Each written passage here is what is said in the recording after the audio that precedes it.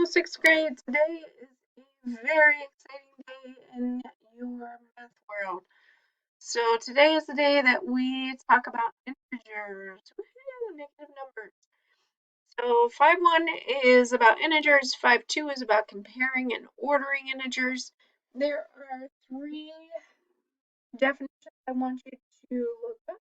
If you pause your video to your heading, these three definitions. I say three definitions because there are actually two different vocab words that mean the same exact thing. So there are four vocab words, but three definitions that you need to find. Pause your video, do that, come back, and I'll have more.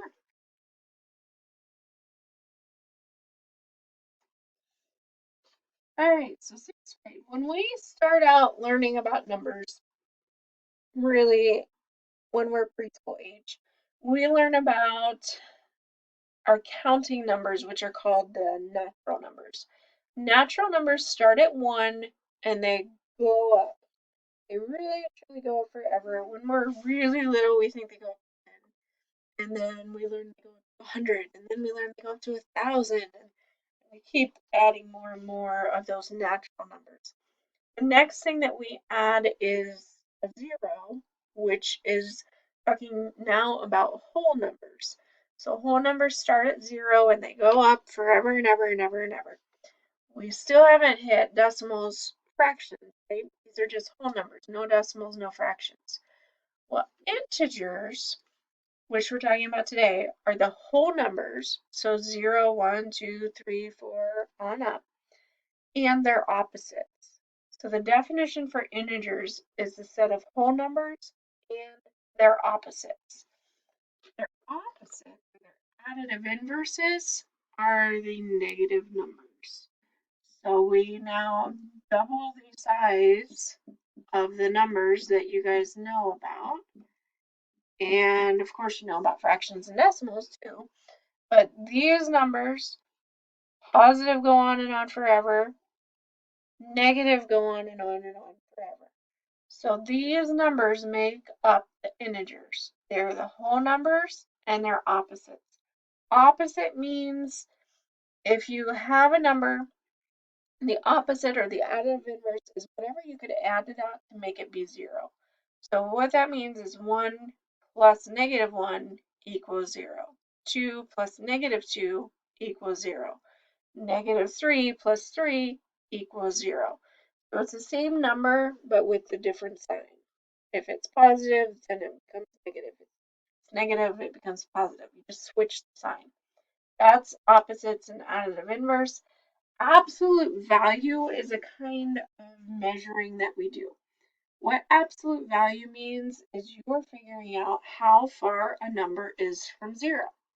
So if we say this, which is what is the absolute value of 4, these field goal signs, I like to call them, are the absolute value symbol. So when you see straight lines with a number in between, you're taking the absolute value of that number. And absolute value means how far is that number from 0. So if we look at our number line, and we're talking about 4, how far is 4 away from 0? We go 1, 2, 3, 4. It's 4 away from 0. So the absolute value of 4 equals 4. Well, then what is the absolute value of negative 4? When we measure distance, we almost always measure in positive.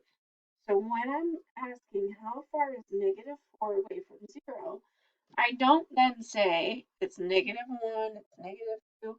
I just say, well, it's 1, 2, 3, 4. It's 4 away from 0. So when you're asking absolute value, essentially you just take the sign away. Common mistake is to want to change the sign. With negative 4, you would say 4, but with the absolute value of 4, a lot of people make the mistake of wanting to say negative 4 because they get caught into, oh, I have to change the sign.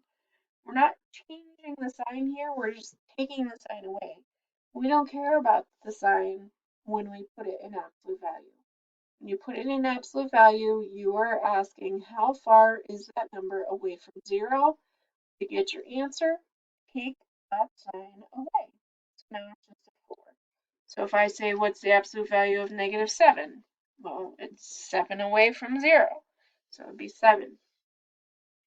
When we talk about negative numbers, notice that when you're right beside 0, you're really small, right? You're -1. The further away from 0 that you get, the bigger the number, the absolute value actually is getting. So that can get a little bit tricky when you're talking about which number is bigger or smaller. It's a little bit weird because we say that, say you have -17 and -10, and you're supposed to decide which one is the bigger number. Well, to be bigger on a number line, you have to be further to the right. So the big numbers are on the right. The smaller numbers are on the left.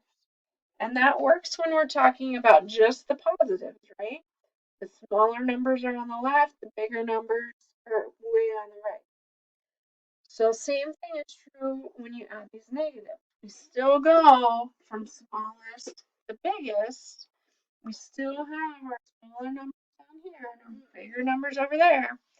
So when you think about -17, it would be further that way than -10 would be, which means that -10 is the bigger number.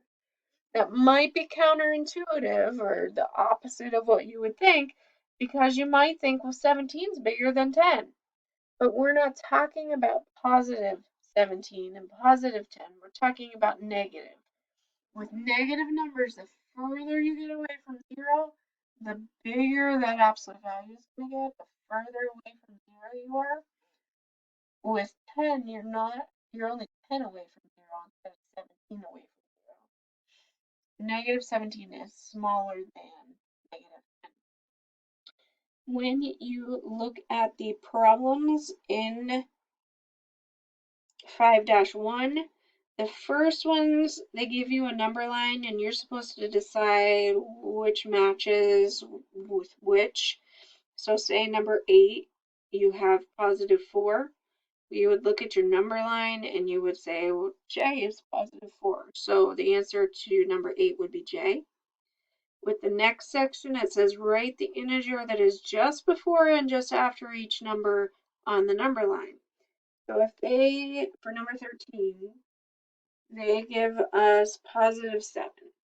So you're supposed to say, well, what on a number line, what's right before and what's right after +7? So of course 6 is right before and 8 is right after.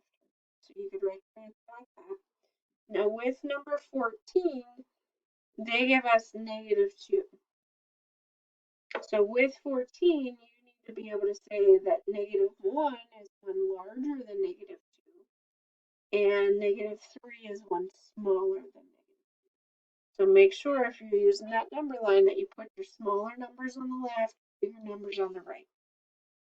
The next section just tells us to write the opposite of each integer. So for number 19, they give us -9. The opposite of -9 would be 9. Number 20, they want the opposite of a +20, which is -20. Notice in the section for positive, they actually write positive sign. You do not now have to start doing that. With your positive numbers, it's understood to be positive if you don't have a sign there. If you want to put the positive sign, it's fine. You just don't have to. The last section I'm going to have you do problems from.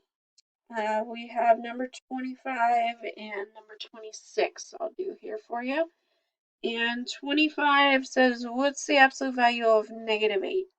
How far away from 0 is -8? It's 8 away. 26, we have, what is the absolute value of 17? How far is 17 away from 0? 17 away. Those are my examples from 5-1. 5-2, I'm going to do a few examples for you as well. This is where we really get into ordering these numbers, like I had done an example right there.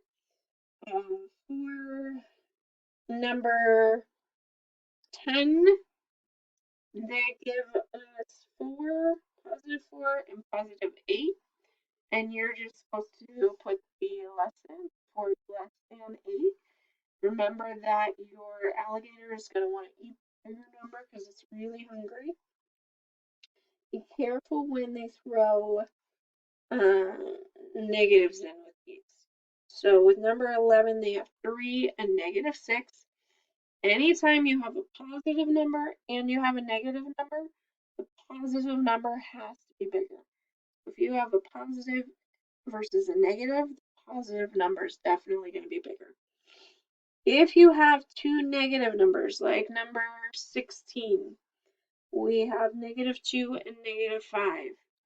Remember that the number with the higher absolute value, so its value when you take that sign away, that number is actually your smaller number. So it's weird, but -2 is actually bigger than -5. And if you look up on our number line, we have -2, we have -5. -5 is further to the left, which means it's smaller. Okay, it's the smaller number there. The last section I'm going to have you do in 5-2 is putting numbers in order from least to greatest. So they're going to give you 3 or 4 numbers, and you have to put them in order from least to greatest. So, oddly enough, for number 26, I put them in order from least to greatest already.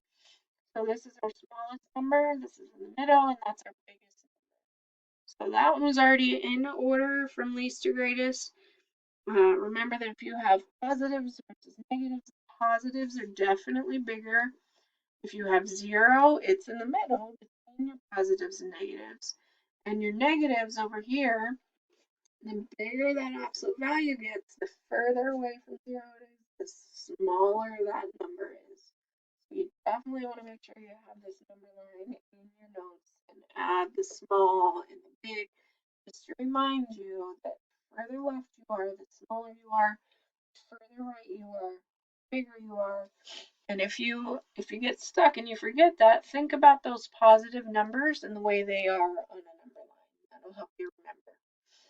What I want you guys to do here is try a few problems from each 5-1 and 5-2. So I would like you to do numbers on page 151, numbers 9 to 27 by 3s. So remember, do 1, skip 2, do 1, skip 2. And then on page 153, I would like you to do 9 to 30 by 3s. So it sounds like a lot, but it's really not many problems. I will see you guys back soon with a review. Take care.